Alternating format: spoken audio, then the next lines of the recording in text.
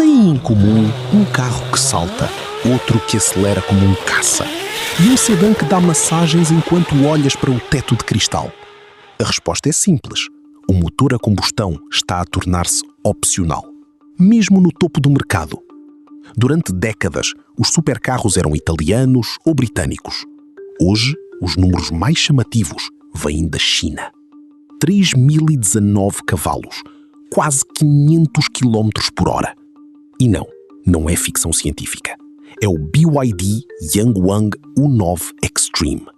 Neste vídeo, vou mostrar-te porque a diferença entre elétricos e a combustão já não é pequena e, em muitos casos, os elétricos venceram.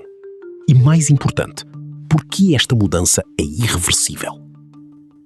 Para entender a revolução, é preciso lembrar o que define um supercarro clássico: desempenho extremo, design agressivo, aerodinâmica ativa e a exclusividade. Durante 50 anos, isso foi território italiano e britânico. Mas os elétricos mudaram as regras. Sem motor central, sem caixa de velocidades pesada, sem emissões. E com uma vantagem brutal: binário instantâneo. Um supercarro elétrico acelera mais rápido que qualquer V12. Ponto. E quem está a aproveitar isto ao máximo não são os europeus, são os chineses. Vamos a eles. BYD Yangwang U9, o novo rei. Estes números não são um erro. O U9 Extreme tem 4 motores, um por cada roda. Isto chama-se sistema E4 e permite controlar cada roda individualmente. Resultado? Ele consegue girar sobre si próprio, andar de lado e, sim, pode saltar, sim. E a suspensão diços, ativa, lê o piso em milissegundos. É como se o carro tivesse músculos próprios. Feng Chengbao Fórmula X, o speedster chinês. Menos potência, apenas 1000 cavalos, mas com um monocasco de fibra de carbono e visual aberto. É o supercarro para quem quer sentir o vento, a 350 km por hora. E nota, o Fórmula X não é um conceito. Anda nas ruas de Shenzhen e Xangai. O futuro já não é amanhã, é agora. Mas há um detalhe que poucos entusiastas de motores a combustão consideram: os sistemas auxiliares. Tanto os supercarros elétricos como os a combustão conseguem alimentar realidade aumentada, múltiplos ecrãs, portas USB, bancos elétricos, retrovisores automáticos, câmaras e tetos panorâmicos elétricos. A diferença está na forma como cada tecnologia gera energia.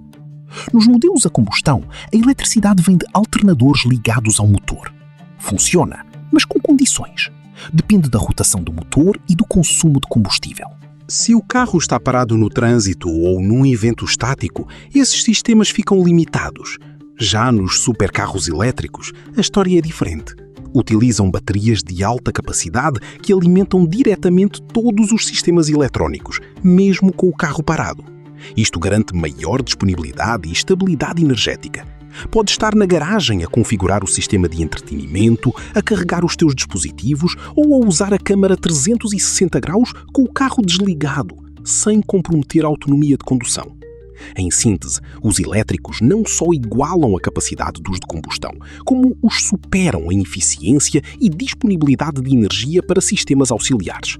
É mais um ponto onde o futuro já venceu o passado, sem sequer ligar o motor. Agora, atenção. Nem tudo o que é elétrico e caro é um supercarro. A Huawei e a NIO provam isso, mas de uma forma espetacular. O Huawei Maestro S800 é um sedã ultra premium, concorrente direto da Rolls-Royce. O foco não é a pista, é o silêncio, o conforto e a tecnologia. Teto estrelado de cristal, inteligência artificial de bordo e um nível de isolamento acústico que faz um Mercedes parecer barulhento. NIO ET9, 5,36 metros, bancos com função zero gravidade e um foco total nos passageiros traseiros, porque este carro foi feito para ser conduzido por motorista. Estes não são supercarros, são palácios sobre rodas e mostram que os elétricos já dominam todos os segmentos, do desportivo radical ao luxo absoluto. E agora a pergunta de milhões. Se os elétricos são tão bons, por que ainda há resistência? Por que na Europa e nos Estados Unidos da América ainda se ouve "não troco o meu V8"? Resposta curta: teimosia. Resposta longa: a indústria está a mudar mais rápido do que a nossa cabeça consegue acompanhar. Exemplo prático: a bateria Blade da BYD. Não arde, não explode e dura 1,2 milhões de quilómetros. Já há autocarros, caminhões e supercarros a usá-la. Isto não é nicho, é escala. A resistência ao elétrico não é tecnológica, é emocional. Mas os números não mentem. Supercarros mais rápidos, luxo mais silencioso, autonomias reais e preços a cair. A China não está à frente por acaso. Está à frente porque investiu. E agora o resto do mundo corre atrás. O melhor ainda está por vir. E vai ser elétrico. Gostou? Comenta. Qual destes carros compravas? Partilhe este vídeo com alguém que ainda diga elétrico não é um carro a sério. E inscreve-te, porque o futuro chega todas as semanas aqui.